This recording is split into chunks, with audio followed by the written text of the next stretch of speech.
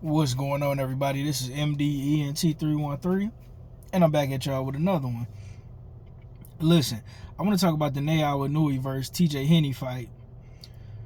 It was actually a pretty good fight. I was expecting Naoya Inoue to win by knockout, but what I wasn't expecting is how well Tj Heny would do against Naoya Inoue, right? What Tj Heny was doing was he was catching Naoya Inoue with straight right hands, fast, sharp, and accurate. And he had a little bit more power than what I thought he would have. He did a great job of disguising the right hand, coming over the top of Naoya Inoue's jab. But what was even more surprising than that was he was going to the body and slowing down Naoya Inoue pretty well. Seemed like ever since that Luis Nery fight where Naoya Inoue was knocked down, he was also hurt bad in in the who fight was that, the Filipino Flash fight where he fought Nonito Donaire. But particularly in the Luis Nery fight, he was getting hit to the body a lot, which allowed for shots up top, you know. And Tj Heny was doing a great job of disguising his attacks. He was adjusting well to Naoya Inoue's left hand. He wasn't telegraphing his punches a lot. He was catching them with some good straight right hands, right? But credit to Naoya Inoue for making the adjustments. And when Naoya Inoue seen that he was having a hard time of landing his left hand, he started ripping and going down to the body of Tj Heny. Once he figured out that, you know, he could hurt him to the body, he can go up top, he was kind of freezing him, right? But I also was shocked at how well Tj Heny was able to take Naoya Inoue's power up top. Couldn't take it to the body, but he took it up top very well. I was shocked by that.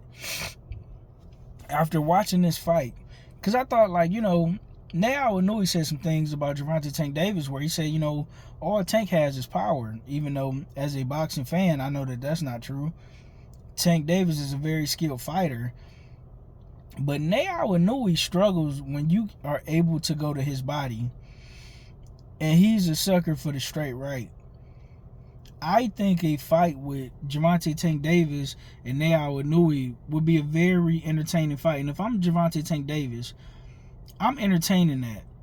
And I believe that even though Naoya Inoue power will translate as he move up, like far as he work his way up through the rankings as far as weight class, I think his power will translate.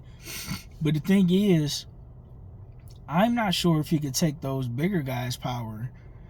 Now, some guys' power who have thudding power, you can kind of manage that because you being a smaller fighter and you being a much faster fighter, you can, you know, you can kind of dart in and out. You can kind of get your shots off, get out the way, minimize getting hit. But when you're fighting somebody like a Gervonta Tank Davis, who he's not really a thudding puncher, he's more of an explosive puncher, and that's a lot harder to deal with as a smaller guy moving up, because Gervonta Tank Davis, he too is a smaller guy. If you remember, Gervonta Tank Davis, if I'm not mistaken, he started his career off at 126.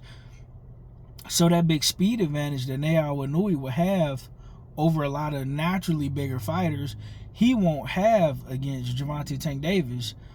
I foolishly made the mistake of thinking, well, Errol Spence is a bigger guy and him and Terrence Crawford are both technical, even though I knew that Terrence Crawford had more skills in certain areas than Errol Spence. What I didn't anticipate when it comes to that fight is how much faster Terrence Crawford would be against Errol Spence, with him being, you know, because he fought at a smaller weight and he fought faster fighters. You know, a lot of times when you bulk up, you kind of slow yourself down and you can kind of tire yourself out if you don't put the weight on correctly. But Terrence Crawford was able to keep a lot of his power without overly bulking up and slowing himself down.